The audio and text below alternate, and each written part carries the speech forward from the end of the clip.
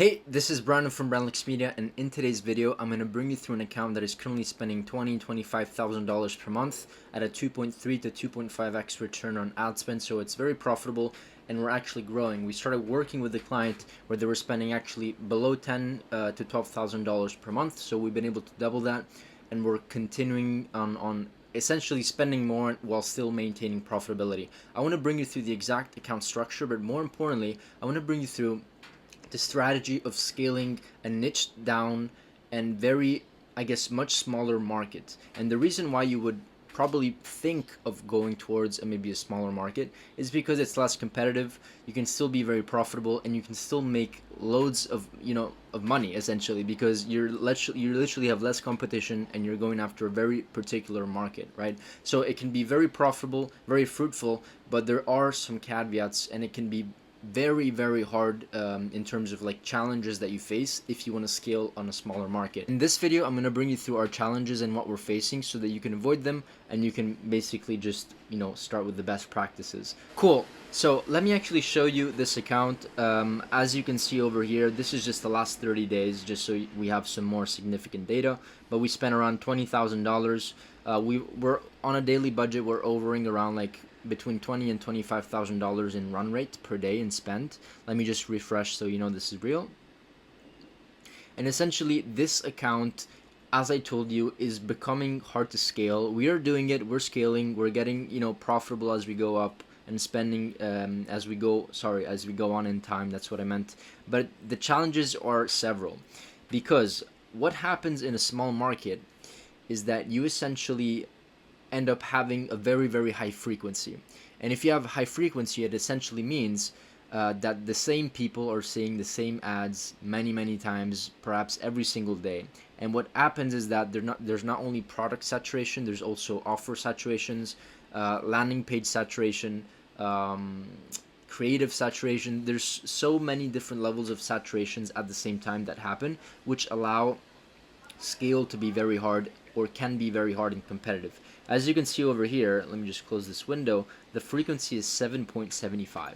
Like, for this specific client, we're going after some Asian countries. We've also tried some Australia or New Zealand, or like other countries, but we're focusing on like some Asian countries. So not all Asia, just a couple Asian countries, or areas, geographical areas.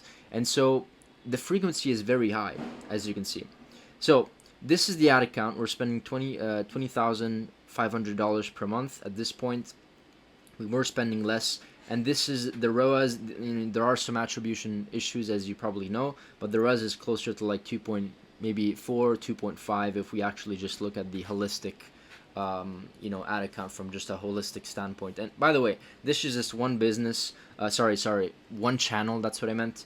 That's bringing in 46,000. Then they're also doing some Google, there's email marketing, there's organic, there's also other channels. So overall, the business is doing well, and it's growing quite well.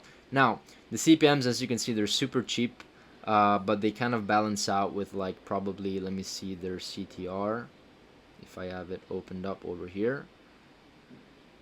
I probably don't. Yeah, it's not over here, but the CTR is probably a lot lower to balance out the CPMs, and the cost per clicks are quite cheap. Okay, so typically a cheap cost per click, if you're new to the game, it's like around $1.3 maybe. Like, that's considered a very good cost per click. We're going below that, but once again, we're kind of like, it's becoming hard to convert these people because of the frequency and the saturation of the offer. So what I'm going to do in this video is show you I did this diagram. As usual, I like to do my diagrams, and so I want to talk about a couple different concepts if you're looking to maybe scale horizontally. Maybe you're selling in the US, right, but you want to scale horizontally by approaching different, much more niched markets, like for example only Germany, or only the Netherlands, or only Belgium, or like stuff like that. So by the way, Germany is not like a super small market. There is a lot of like market potential. The market cap is very high, so that was maybe not the right example. But like, I'm just talking about like more niched down I guess countries, right? And by the way, Germany is not a huge country, so to a certain extent it was a good example to bring up. But so let's talk about how to scale a smaller market. Now, as I say here, going after a small market can be a competitive advantage. You have less competitors, profits can be very high, while there's still potential to make huge amounts of cash flow because the market is still there, right? As I always like to say, it's sometimes better to take like, I don't know, 10% of a 500 million or like $300 million market rather than just like 0.0000001% of a like, you know, a $4 billion market, which is probably like, I don't know, a lot less, right? So now let's talk about the difficulties. The difficulties are mainly two. There's offer saturation and there's creative saturation. Offer saturation basically means that people are seeing the same exact offers every single time. So if you're looking to get into a much more niched market, expect your frequencies to go up, expect your costs to eventually start rising. If you don't, start having a very strategic way of testing different offers and launching offers, perhaps even every couple of weeks or every month. So the process of approaching a smaller market, once again, can be extremely competitive. Extremely advantageous, but once again, it can be very hard to scale because of the frequency. And so to avoid this, it can be hard to scale also because it's hard to come up with new offers, it's hard to come up with new products, it's hard to come up with new creatives every single week. So you're essentially doing almost triple the work, to the extent of also like being very profitable. So of course there is an advantage, we're not just doing things randomly. So just note that it can be very, very challenging to scale these markets, and to maintain scale. I've seen scenarios where like, you approach a niche market, you launch, you're like extremely profitable, you're super pumped up, but like a month later, everybody's seen your ads, and your advertising costs are going to start to increase, and then your acquisition costs are going to start going up, and that's when you have to kind of start going crazy with all these offer and creative, assemblies, let's call them. And so this is how it actually works over here. What ends up happening is that you start off, approaching these markets where you have, I don't know, let's see, a creative slash offer, let's call it, I don't know, quantities of creatives and quantities of offers are like over here. And essentially what you end up doing with and starting with is that you start spending, you're super profitable, you start spending, you're still profitable, you're profitable, and then what ends up happening is that people see your ads, as I told you several times on this video, this every single day, 7-8 times a day, whatever. And the same thing with your creatives and your offers. And so what ends up happening is that you can't scale, and you have to descale because you're unprofitable and your acquisition costs go up. And so what you have to do is basically do double, triple the work and make sure that you keep on testing and launching new creatives and offers. This is the same thing on like a normal huge market. Like you have to do the same thing. It's just that on a niche market, it's like a lot more, kind of work on a creative, perspective, and offer launching perspective, product launching perspective. But at the same time, there's huge, leverage that you can have, as I said before, because there's less competition, essentially, right? So, and so you have to combat this spend by making sure you have more creatives and more offers to make sure that you can actually spend more and get even more of that market, get like, I don't know, 5-10% even more of that smaller market. Okay, so this is it. Let's talk about creatives. I'm going to talk about creatives and then offers, on how to master creative repurposing, because if you want to launch new creatives a lot more often to avoid your market getting saturated by seeing the same creatives, there's either two options. Option number one is that you spend a lot more on creatives, which is, great. I always advise to invest in creatives, but it can be extremely expensive, right? It can be really expensive. So you can end up having like thousands and thousands of billings just going towards this creative, which is great once again, but it can be very expensive and lowering your margins significantly, right? The other approach is that you can still spend some, budget on creative, which is great, but you're very strategic about it. So you're very smart about how you're repurposing and getting and taking advantage of the creatives that you actually receive from your creators. And so this is a repurposing strategy that we use.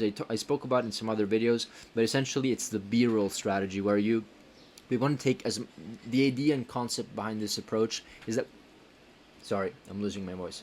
The idea behind this approach is that we're taking advantage of each creator and what they give us at the highest extent. So for example, what the traditional company would do is hire 3 creators and tell them to do like 1 to 3 videos each, with like different scripts or different approaches or different angles, which is completely fine. We've done it before. I'm not saying this is the only way to do it. I'm just saying if you want to like really go after a mass approach of getting the most out of each creator. So what we do, other than asking them for the 1 to 3 videos that we originally asked for like typically it's like $150, $200 per creator if you ask them to do like 2 or 3 videos or something like that.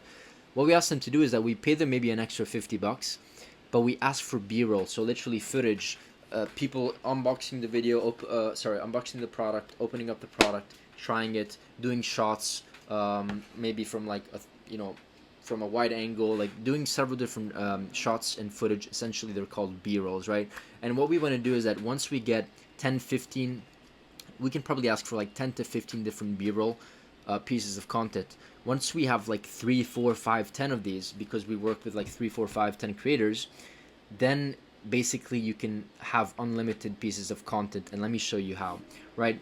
Once again, you have the original UGC video, then you ask for the B-roll. What you want to do is collect all the B-roll over here. Let's call this B-roll video drive folder, where you basically can end up happening just with 3 creators, like probably 30 to 50 pieces of unique pieces of B-roll footage content.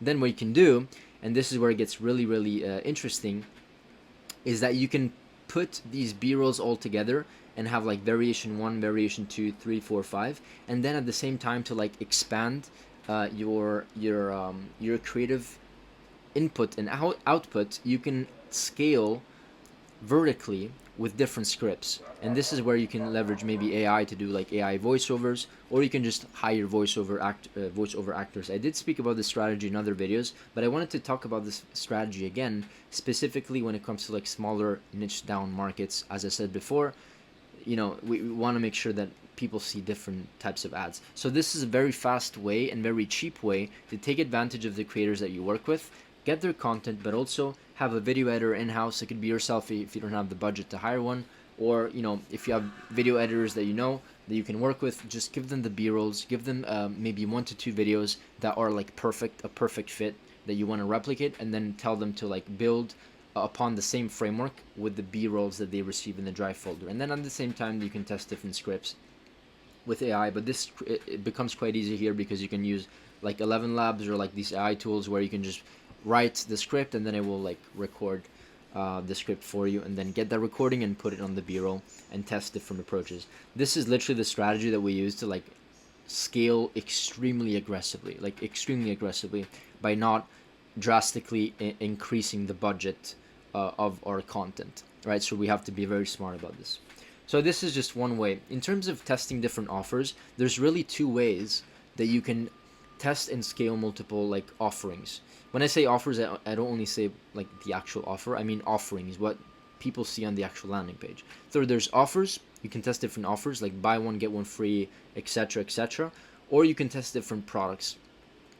Okay, and different products is always great, but sometimes we're limited. One other thing that you can test, when I say products, I also mean like putting products together and creating like new offers. So that's when I say offers, I mean a couple of things. I mean like buy one get one free, or get this today and get a free gift, or buy 2 quantities, get one for free, and then free shipping, and then whatever XYZ warranty. I don't know. Like you can come up with so many different offers, but you can also be very creative with products, meaning that if you have a skincare line, right, instead of just selling a skincare product, you can maybe create a starter kit regarding maybe a skincare routine that solves a specific product. And so that starter kit itself, whether that's for acne, whether that's for hydration, like if you don't have a hydrated skin, right, a dry skin, whether that's for like making curly hair in the morning, whatever it is, you're actually selling a solution.